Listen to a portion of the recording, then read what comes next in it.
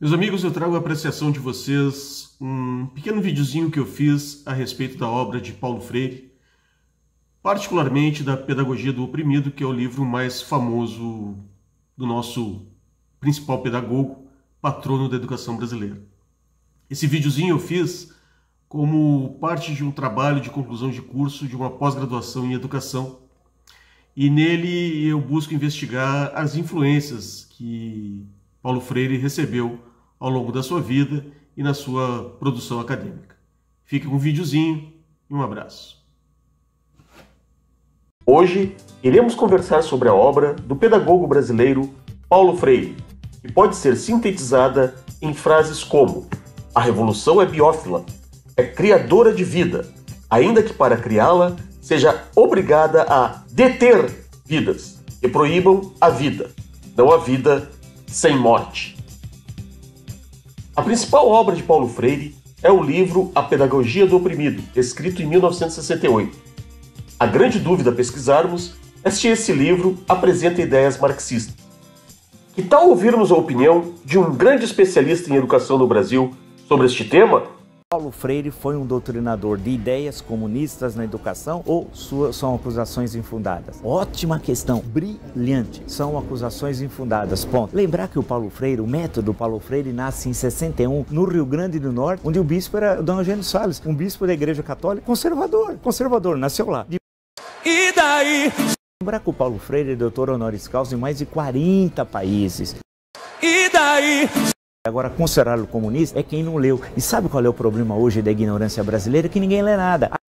Aí alguém fala que algo é ruim, o sujeito começa a repetir, compartilhar, para usar uma expressão da moda, começa a compartilhar a fala e vira um mero papagaio. Então, antes de criticar um autor, uma sugestão que eu tenho, é necessário lê-lo, né? E você tem uma obra muito conhecida, pode pegar o Pedagogia do Oprimido, por exemplo, leia, e a partir dali tire suas próprias conclusões sobre o Paulo Freire.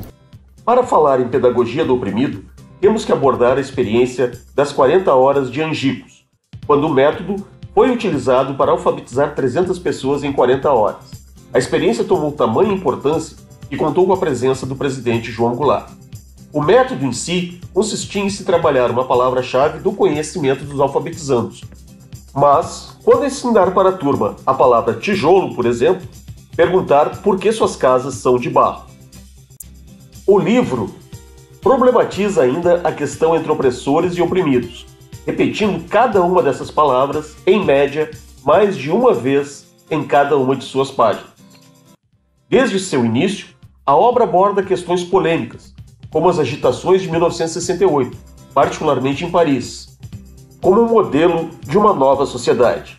Paulo Freire ataca ainda o sentimento de solidariedade entre as classes, considerando-o como nocivo e perpetuador de privilégios. A ideia é a formação de um novo revolucionário, um novo homem. As referências mais constantes do livro incluem comunistas clássicos, como Lukács, citado no seguinte trecho: deve-se, para empregar as palavras de Marx, explicar para as massas suas próprias ações, não apenas para garantir a continuidade das experiências revolucionárias do proletariado, mas para ativar seu desenvolvimento. Outras referências constantes são, obviamente, Marx e Engels. Lenin também é abordado na obra, através de sua famosa teoria revolucionária. Mao Tse-tung, responsável pela morte de mais de 40 milhões de chineses, é citado como um modelo de educador.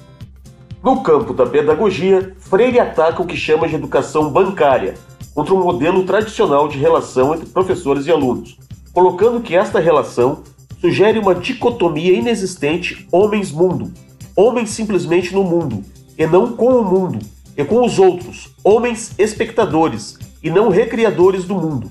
Concebe a sua consciência como algo especializado, neles e não aos homens, como corpos conscientes, a consciência como se fosse alguma seção dentro dos homens, mecanicistamente compartimentada, passivelmente aberta ao mundo que irá enchendo de realidade.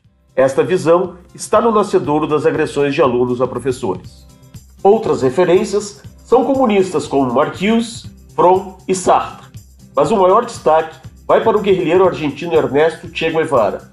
Considerado um modelo de educador dialógico, Che é retratado como um verdadeiro líder revolucionário, que desperta a consciência crítica no povo em passagens como: no que faz Guevara da luta em Sierra Maestra, relato em que a humildade é uma nota constante, se comprovam estas possibilidades, não apenas em deserções da luta, mas na traição mesma à causa. Desta maneira, quando Guevara chama a atenção ao revolucionário para a necessidade de desconfiar sempre, desconfiar do camponês que adere, do guia que indica os caminhos, desconfiar até da sua sombra, não está rompendo a condição fundamental da teoria da ação dialógica, está sendo apenas realista. Desta forma, Freire justifica os assassinatos cometidos por Guevara em um livro de pedagogia, que segue com posicionamentos repetitivos e confusos, como no seguinte trecho: propor a cognoscibilidade dos indivíduos através da dialeticidade entre a codificação essencial e as auxiliares, o sentido da totalidade, os indivíduos imersos na realidade, com a pura sensibilidade de suas necessidades, emergem dela e, assim, ganham a razão das necessidades. Mas será que Paulo Freire era marxista? Vamos ouvir a opinião dele próprio. Quando muito moço, muito jovem, eu fui aos mangues do Recife, aos córregos do Recife, aos morros do Recife, às zonas rurais de Pernambuco, trabalhar com os camponeses, com as camponesas, com os favelados. Eu confesso, sem nenhuma churumingas, eu confesso que fui até lá movido por uma certa lealdade ao Cristo de quem eu era mais ou menos camarada. Mas o que acontece é que quando eu chego lá, a realidade dura do favelado, a realidade dura do camponês, a negação do seu ser como gente, a tendência àquela adaptação de que a gente falou antes, aquele estado quase inerte diante da negação da liberdade. Aquilo tudo me remeteu a Marx. Eu sempre digo, não foram os camponeses que disseram a mim: Paulo, tu já leste Marx? Não, de jeito nenhum, eles não liam nem jornal. Foi a realidade deles que me remeteu a Marx. E eu fui a Marx. E aí é que os jornalistas europeus, em 70, não entenderam a minha afirmação. É que quanto mais eu li Marx, tanto mais eu encontrei uma certa fundamentação objetiva para continuar camarada de Cristo.